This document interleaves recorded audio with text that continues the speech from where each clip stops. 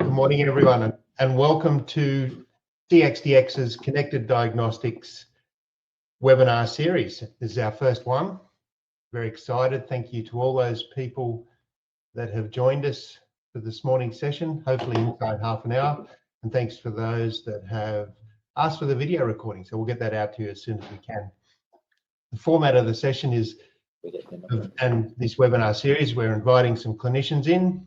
They've got no commercial interest, they've just got an interest in the technology. They'll be presenting, and then we'll have an industry interview today. So there's a chat section on the right-hand side of the Crowdcast software that you can put in chat, but we prefer any questions into that little question and answer section. I'd like to also acknowledge country. So I'm on a Awabakal land today. I'd like to pay our respects to elders past, present and emerging. I'd also like to acknowledge that Rupert's on Camaragal land and Billy's on Wurundjeri land. So in a second, I'm going to bring Billy up to talk. He's got his presentation that will go through, but while he's getting those slides ready, a little bio on Billy. Billy's a psychiatrist currently working at the Alfred Hospital in Melbourne in acute adult inpatient and addiction psychiatry. He subspecialises in consultation liaison psychiatry and also conducts independent medical examinations for psychological injury. He has a broad clinical and academic interest in acute and emergency psychiatry, severe mental illness, psychopharmacology, the psychosocial determinants of mental health and medical ethics. He has worked across Australian metro, rural and remote locations and published in ANZ JP and Australasian psychiatry. So over to you, Billy. Looking forward to hearing this. Yeah, Andrew, thanks very much for the introduction. I'm just going to try and share that again because I think it was giving you the wrong window. Here we go. Does that fill the whole screen? That's great. Is that the whole slide? Yep, full screen? That's full screen, whole slide. Yep, great. So look, thanks for the introduction, Andrew. I am a psychiatrist. I'm actually a CL psychiatrist by training, but I've worked, I actually have interests, as Andrew said, across various areas, including severe mental illness. And certainly in the last 18 months, I have been working in major metropolitan centres and rural and remote centres in general adult psychiatry, acute, emergency and community. I've had long-standing interest in Clozapine. It's always been a fascinating topic for me for a variety of reasons, especially being that it's probably the best drug we've got for our most vulnerable people. And so my interests in this area came about when I came across the devices that may actually make life easier for people taking this drug.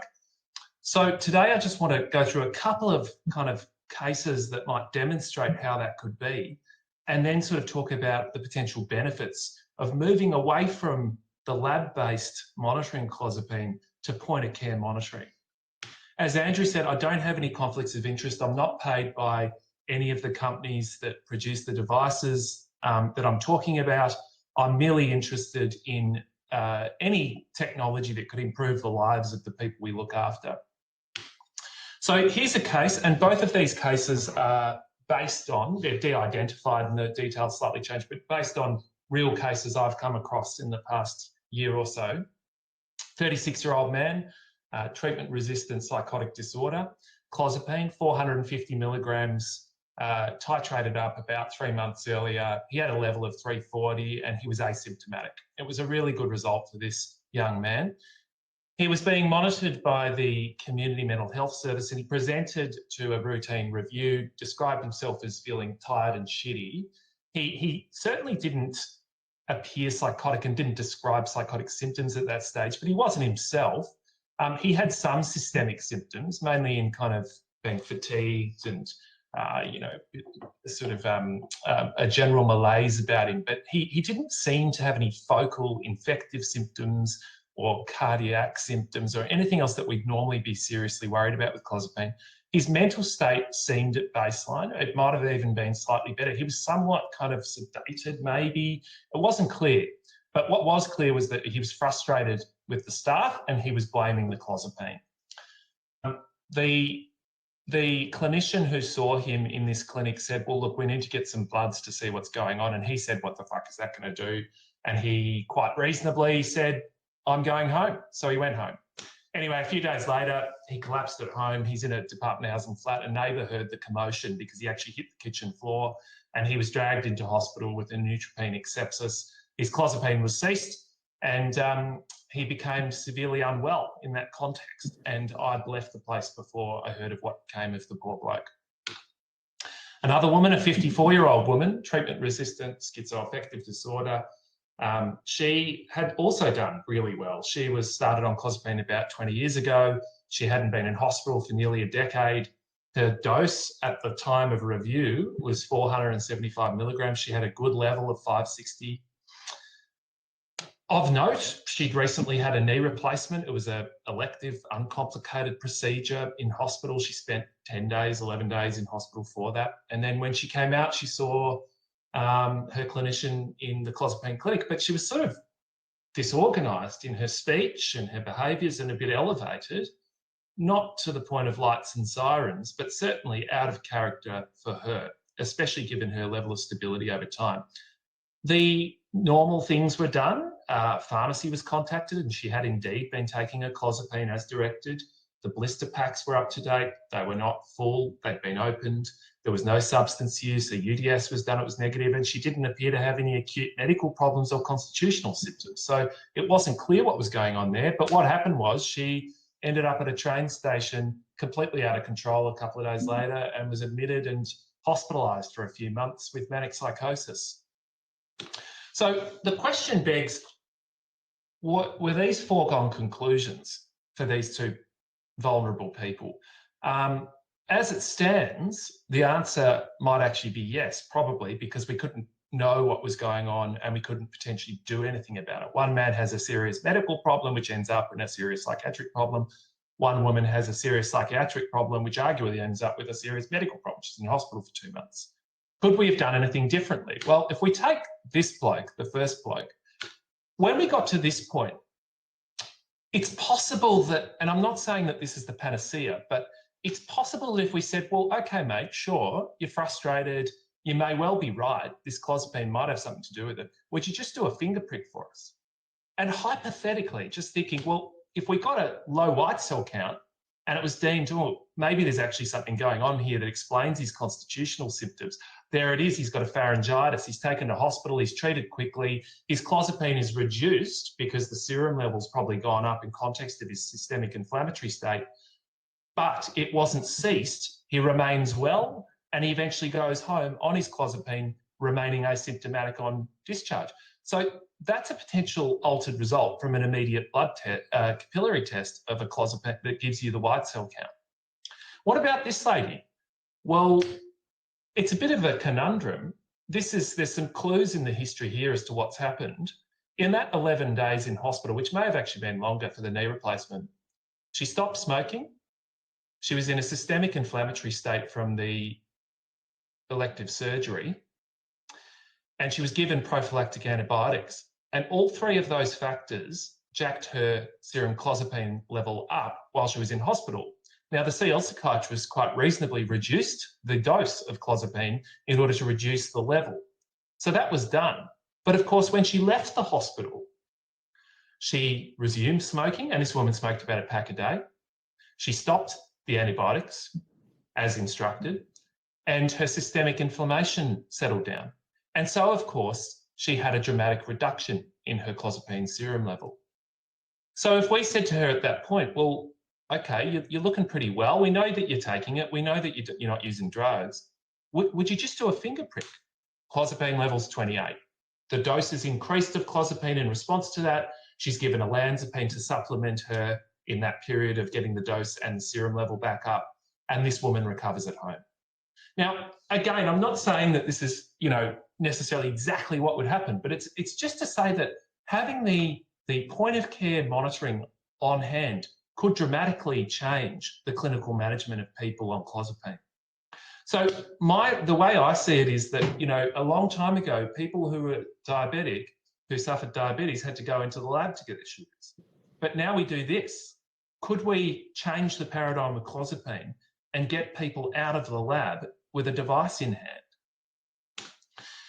There are potential benefits across the board. Obviously, for the patient, how many patients do you have that say, I don't want to do the bloody bloods? And fair enough, I hate bloods. It means that the patient doesn't have to go to a laboratory. It demedicalises their experience. It's all done in-house in the clinic with the clinicians and the doctors. And it's tangible testing. One of the things that has come out of the current studies on this is that the patients can actually see the numbers firsthand. So the clinician does the test, they can see their white cell count and they can see the clozapine serum level, and it's tangible. It makes sense. For the clinician, obviously we don't have to chase bloods from random labs. We get the immediate results, which means we can make immediate actions, such as in those first two example cases. And there's this concept of dynamic dosing. Now, for a long time, as many of the clinicians in the audience would be aware, there is a tendency to sort of sit on clozapine levels, but maybe that's not appropriate. Maybe we should be a bit more dynamic with this. And this one's out of the Maudsley. David Taylor and others are using this kind of guide. And you can imagine that this is just with you can see on the left there, the serum clozapine levels at less than 350, 350 to 500, but it actually has two more brackets, 5 to 750 or 850, and then 850 above. And you can see they divided into the response status, in other words, efficacy, tolerability status, in other words, adverse effects, and then a suggested action. Now, if we had the immediate levels at hand, we can dynamically adjust dose according to a sort of algorithm like this. That's a safe and effective way to do it. So there's an argument that if you have the point of care testing on hand, it improves our ability to actually titrate the drug. And then there's the taxpayer benefits. Cost per test, obviously, cost per patient. And then, of course, if we have, this is a kind of broader argument that comes from the literature that suggests that of those people who may benefit from clozapine, we are sort of offering an insufficient number of people clozapine.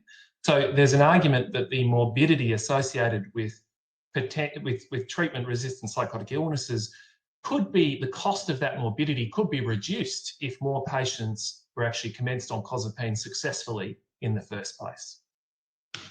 So here they are, the white cell and differential. You've got the Hemoscreen by PixCell Medical, which is TGA approved and can be used in this country. And on the right, you've got the clozapine serum level device, which is the Insight device by Saladax. And this is not currently TGA approved, but it's going, it's being used in the UK. They're trialing it in the US, and we're seeking to do a trial with this device in this country.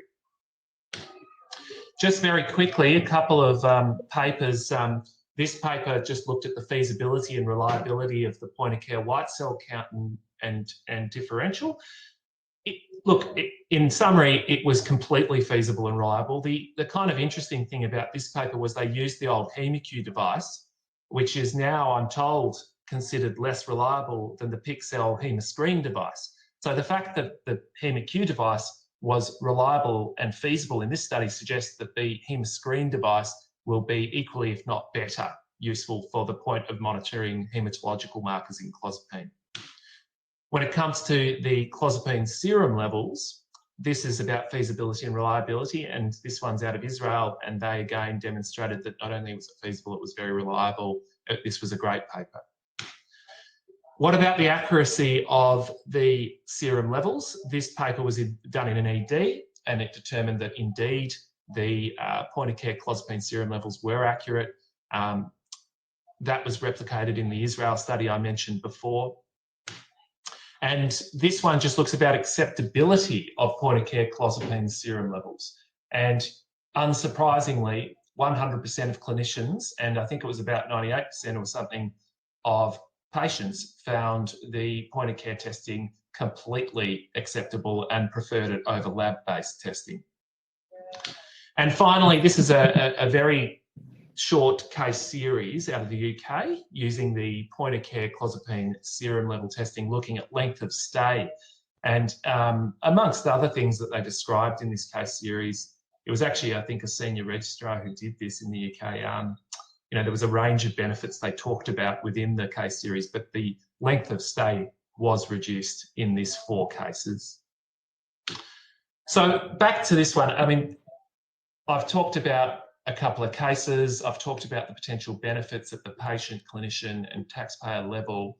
But ultimately, really, I think at the core of this technology is changing the paradigm with clozapine and thinking, well, does this need to be such a medicalised treatment at this stage? And, you know, if we can get these devices over the line, I think we can actually get people out of the lab and demedicalise it and make it far more accessible to some of our most vulnerable patients.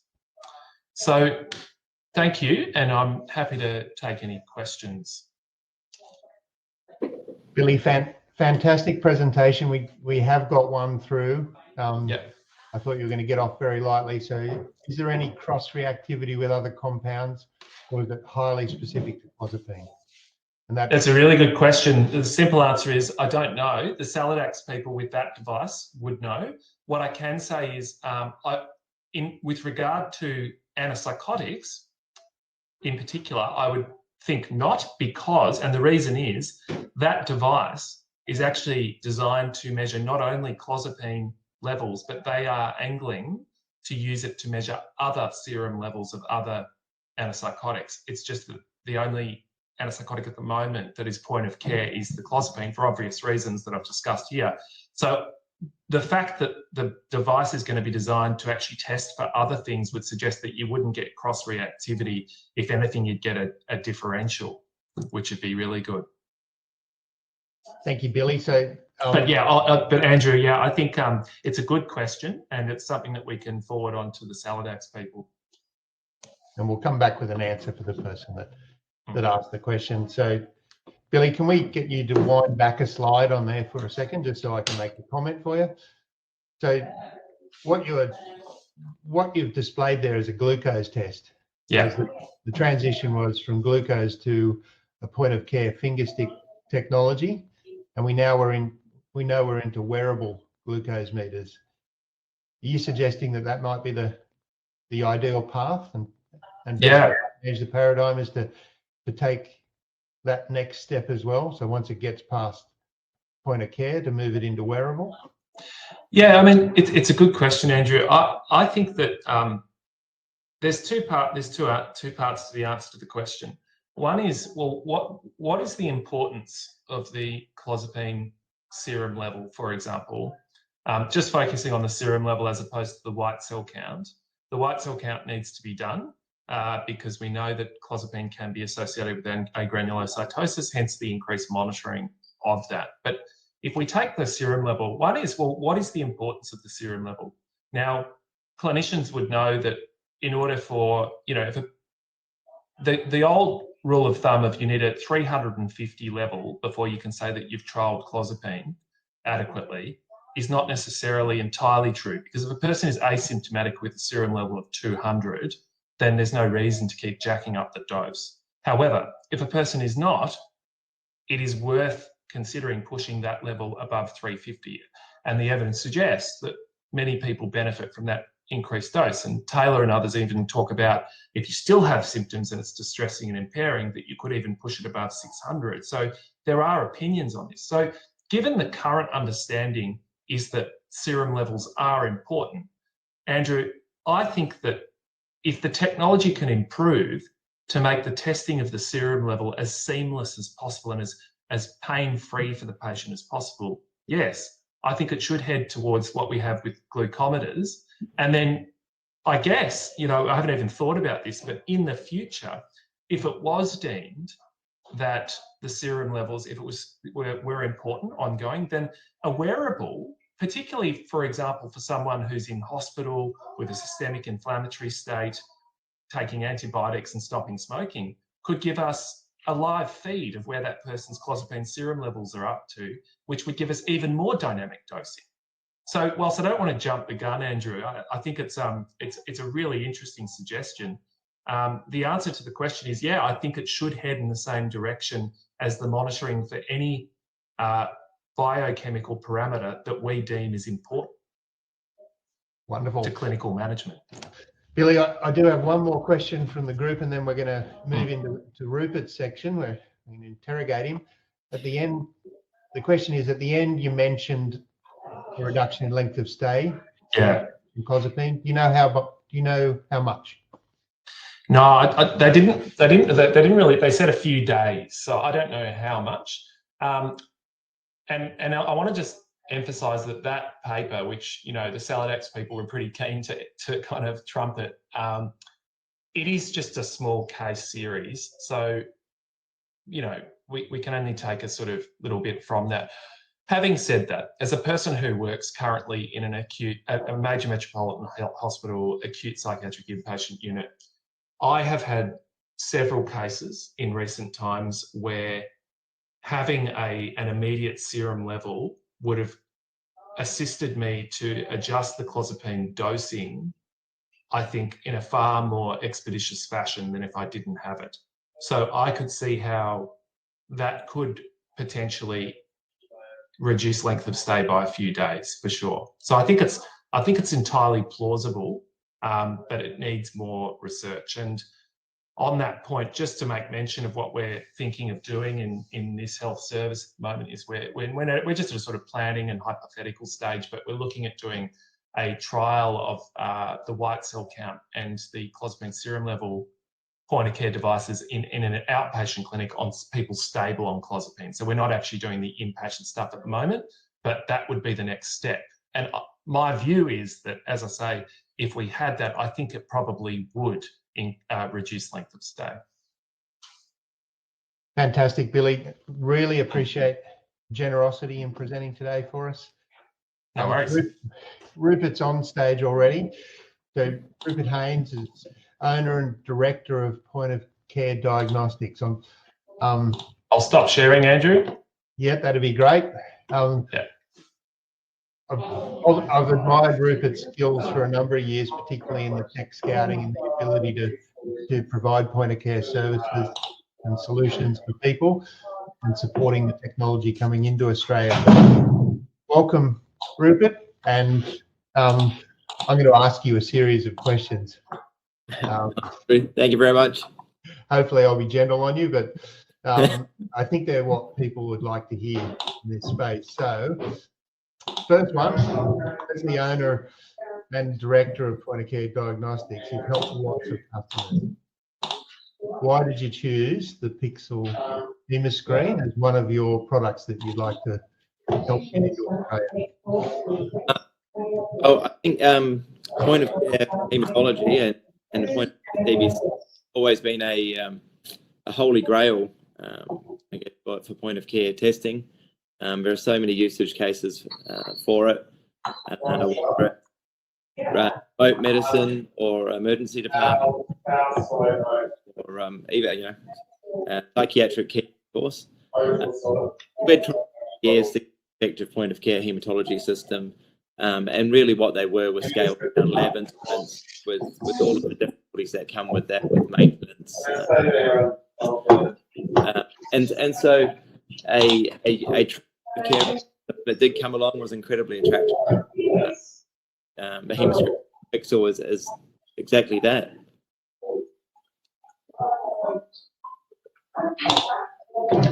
Fantastic. So one of the other key things people would like to know usually is what's TGA, what are the claims?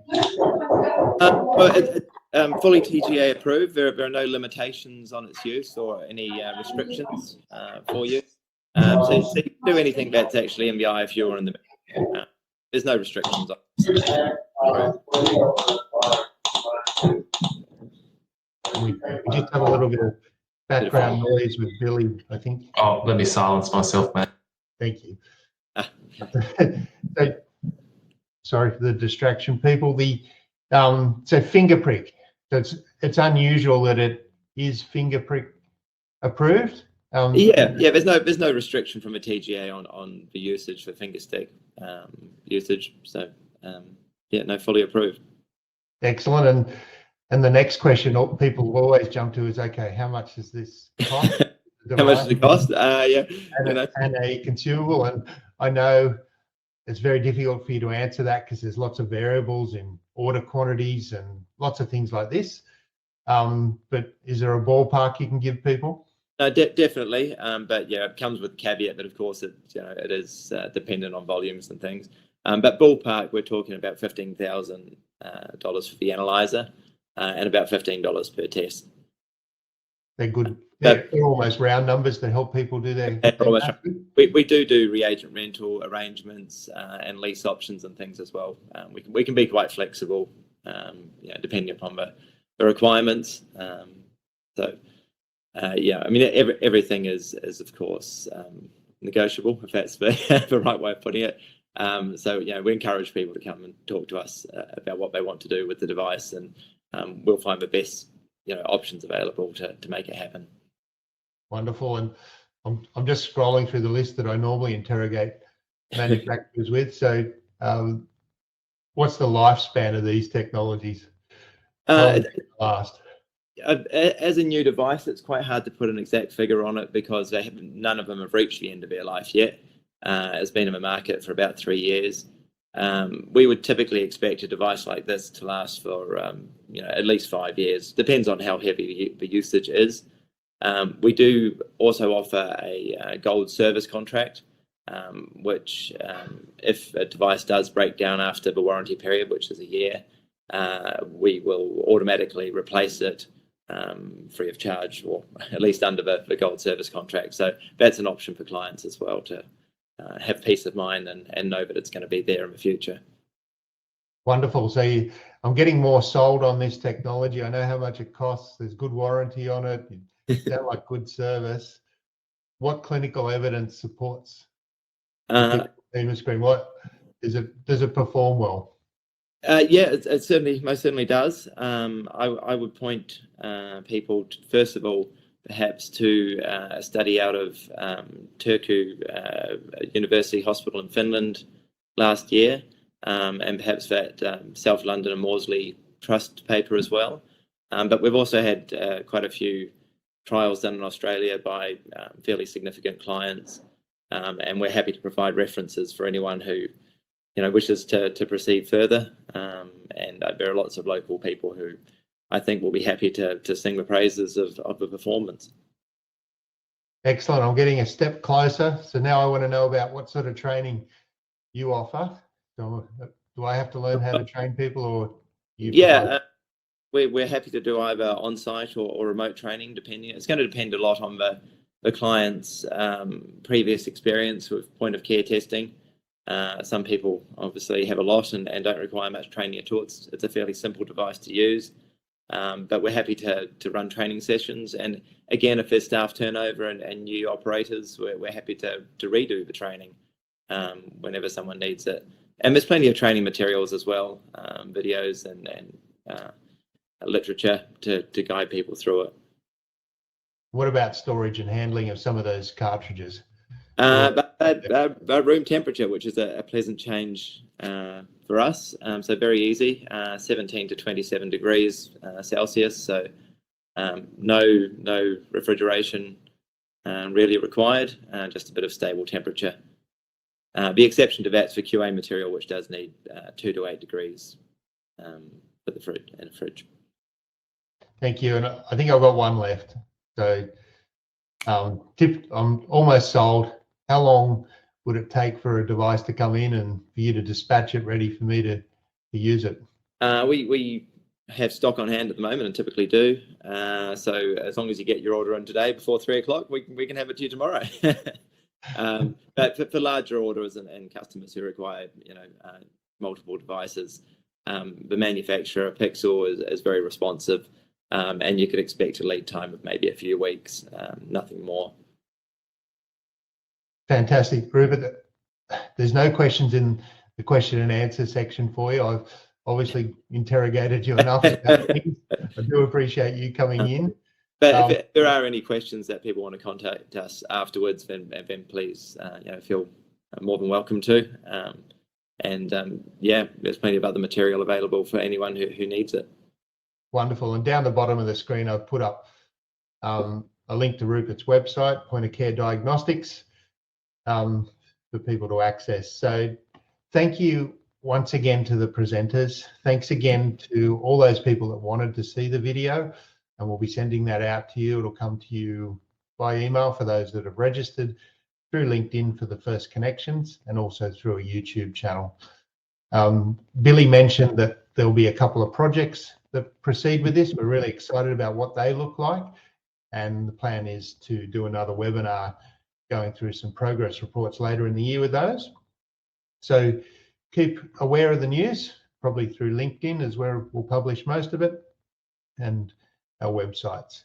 Thanks again. That might be a wrap. There'll be another webinar event at the end of April. We're lining up something around rapid antigen testing, a new swab that's easier and less painless, and how it might help in schools and aged care. Thanks all. Right on time, 8:30. Have a great day.